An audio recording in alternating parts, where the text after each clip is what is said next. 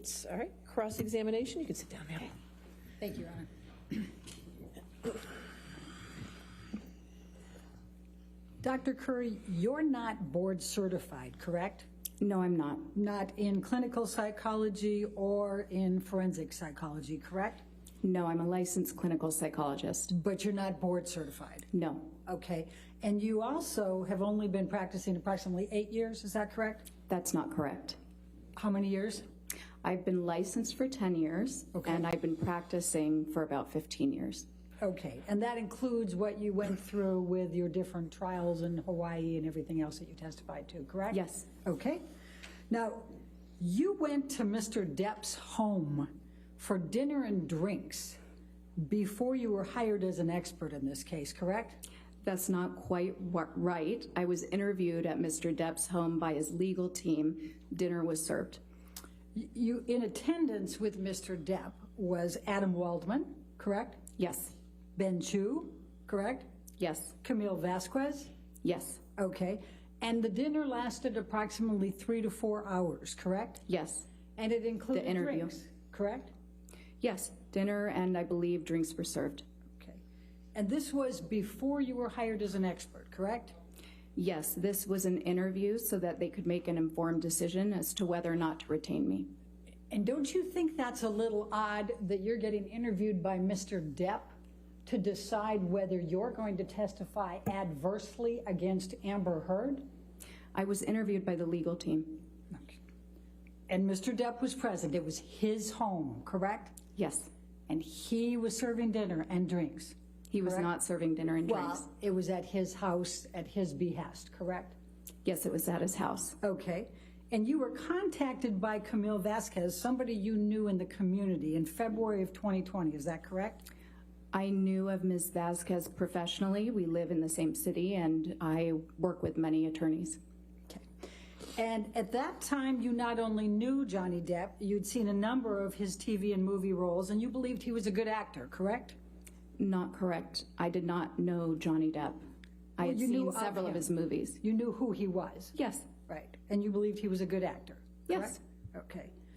And then you provided an expert designation in this case before ever seeing Amber or having an opportunity to review any documents or records. Isn't that correct? I did not provide an expert designation. That's an attorney thing. My opinions are contained in my report. Let's pull up Plaintiff's Exhibit 884, please.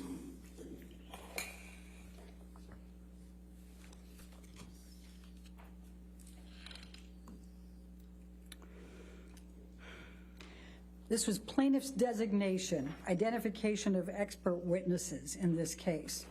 And this is dated February 2021. That's a year after you went to dinner at Mr. Depp's house, correct? Yes. Okay. And it attributes, if you go to page 13, it says you have 3 opinions. The first of those is that Amber Heard, quote, exhibits patterns of behavior that are consistent with co-occurring cluster B personality disorder traits, especially borderline personality disorder. Did I get that right? I'm reading that here. That is not my opinion. Okay. Well, but it's a current opinion, but this was not an opinion of mine then. I didn't have any opinions at that time. It says Dr. Curry will testify, correct? That's what it says, yes. Okay. And this is a signed pleading, correct? On behalf of Mr. Depp. I'm not sure I understand what that means. You don't understand what a signed pleading is? No. Okay. Do you understand that Mr. Depp's counsel prepared this and served it on Ms. Heard's counsel? I'm not an attorney. I don't understand necessarily all of these procedures. Okay. Are you aware that Mr. Depp is on an audio recording years earlier taunting Amber Heard that she has a borderline personality disorder? I was made aware of that in this case, yes. So you did Actually, that one of the audio not necessarily taunting, but I do recall hearing that Mr. Depp had used that phrase. So it's a coincidence that you now think she has those attributes after the attorneys listed it in February 2021 before you'd looked at anything, and Mr. Depp had made that accusation to Ms. Heard years earlier. My opinions aren't based on coincidence. It's objection. Okay. I'm sorry, Dr. All right. Yes. compound, I'll sustain the objection. All right. It's a coincidence then that you came up with symptoms of borderline personality disorder years later after Mr. Depp has been taunting Ms. Heard in an audio tape. I can't speak to whether or not there's a coincidence. What I can tell you is my opinions are based on the results of my evaluation. And it's a coincidence that Mr. Depp's counsel attributed that to you, said that to you in February 2021 before you'd looked at anything, correct? I'm not sure. Okay. Now, would you agree that a disproportionate number of women are tagged with a diagnosis of borderline personality disorder? No, that's not quite right. 75%? The way you phrased it is not quite right. Tell me what's right. Okay, so there are more women who have been diagnosed with bipolar disorder than men. It's more prevalent in women. And trauma can cause borderline personality disorders, can't it? No. Never? Right now, we know that there are people who have borderline personality disorder who have sustained childhood trauma. There are also people who have borderline personality disorder who have had no childhood trauma. So like most personality disorders, and really like most mental health issues in general, there seems to be both a biological component. In this case with borderline personality disorder, the research tends to support a genetic component and possibly a neurological component. And then there is also possibly an environmental component triggering those genetic markers. Do you know the percentage of women who are victims of IPV, intimate partner violence, or domestic abuse who are diagnosed with borderline personality disorders? I can't tell you the percentage off of the top of my head, but I do know that there is a larger, women with borderline personality disorder tend to have a higher prevalence of being involved in intimate partner violence relationships, being the receiver of violence, and being the perpetuators of violence. Now, you've never been asked to testify or serve as an expert with respect to whether someone has a bipolar disorder. Is that correct? A bipolar disorder? Yes. That's not correct. Okay.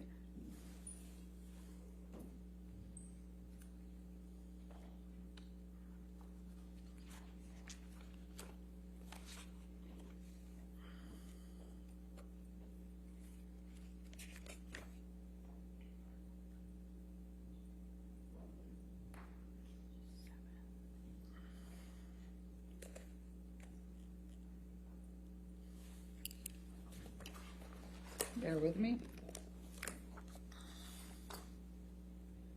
You have an approach? Yes, ma'am.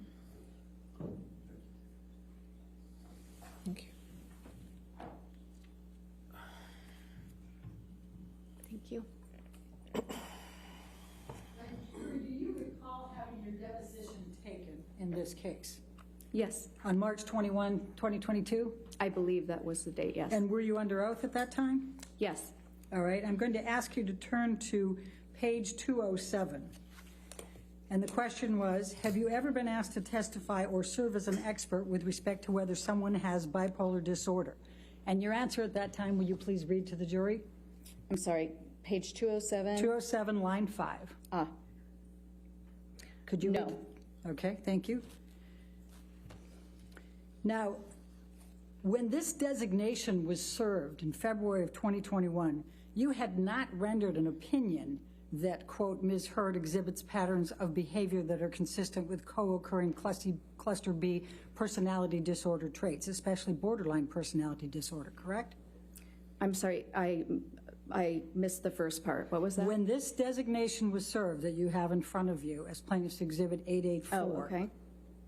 you had not rendered an opinion that, quote, Ms. Heard exhibits patterns of behavior that are consistent with co-occurring cluster B personality disorder traits, especially borderline personality disorder, correct? No, I had not rendered any opinions. My opinions weren't finalized until after my evaluation. Right. So when this came out, you had not rendered that opinion? I had not rendered that opinion. Okay. The second opinion that's listed in the February 2021 is that Ms. Heard repeatedly and characterologically perpetuated severe physical and psychological intimate partner violence, IPV, toward Mr. Depp over the course of their relationship. End of quote. Did I read that correctly? It says perpetrated, but other than that, yes. Okay. And so is it correct that that this pleading says in February 2021 that you are going to testify to that? This document, yes. Okay? It says that. And you have never been asked to testify as to whether anyone has behaviorally or characterologically conduct that suggests they may be an IPV perpetrator, correct? I have to ask that again because I stumbled. Okay, I can't do characterologically. That one's just a tough one for me. Okay. You have never been asked to testify as to whether anyone has behavioral or characterological conduct that suggests they may have been an IPV perpetrator, correct? No, I've never been asked to testify for that. Okay. And that was not your opinion in February 2021, correct? No. And in fact, you do not hold that opinion now, and you were not even asked to provide such an analysis or opinion. Isn't that correct? No. Or that is correct, That's yes. correct. Okay. And you have never held that opinion, correct? No, that is correct, yes. Okay. And your third opinion, if we can go to page 14, was that Ms. Heard exhibits patterns of behavior that suggest her allegations of abuse against Mr. Depp are false, end of quote. Do you see that? I see that. You said it's my third opinion. That is not my opinion. All right. But in this pleading, it says that you will testify to that, correct? Yes, that's what this says. Okay. And that was not your opinion in February 2021, was it? No, as I said, I had not formed any opinions at that time. I had just been retained. And in fact, you have never arrived at this opinion as an expert witness in this case, correct? In terms, no, the opinions that I've rendered are provided in my report. And they're what I'm testifying to today. And you have never arrived at this opinion as an expert witness in this case, correct? I'll sustain. You have never arrived at the opinion that Ms. Heard exhibits patterns of behavior that suggest her allegations of abuse against Mr. Depp are false, correct? That's correct. Okay. And in fact, you've said that has never been my opinion, correct? What I'm saying is that the opinions in here, these are not my opinions. My opinions are provided in my report. Can you please turn to page 255 of your deposition?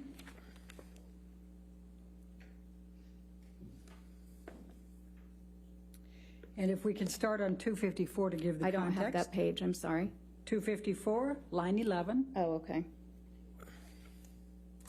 And the question is now, the next one is, quote, Ms. Heard exhibits patterns of behavior that suggest her allegations of abuse against Mr. Depp are false, end of quote. Was that your opinion in February 2021? And you answered at that time, no, correct? That is correct. And then I asked, have you ever arrived at that opinion in the time that you have served as an expert witness in this case? And your answer was, could you read that to the jury, please? Yes. So no, it's not the task.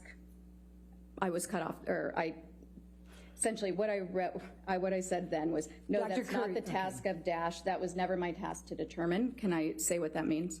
No. And then the question is, so is it fair to say that you have never arrived at an opinion that, quote, Ms. Heard exhibits patterns of behavior that suggest allegations of abuse against Mr. Depp are false, end of quote. And what was your answer? Well, there was an objection. All right, I'll read it for you if you're having difficulty. Okay. No. Your answer was, under oath, correct. That is not my opinion. That has never been my opinion. Isn't that what Correct. you said under Yes. oath on March 21st? Okay. And then I wrote, then I'm going to ask you, do you know who wrote this portion of the designation suggesting that these were your opinions in February of 2021? And what was your answer? I said no. Now, as of the time of this initial expert designation, you had not reviewed any materials, reached any opinions, correct? I believe I had just started to review materials. I believe that I indicated that in my deposition. I had not yet rendered any opinions. I hadn't completed my review and I hadn't conducted an evaluation. Okay. And in fact, you've never testified as an expert on IPV, intimate partner violence. Isn't that correct? I believe that is correct, but I may not be remembering all of my cases. Oh, let's go to page 200. Okay.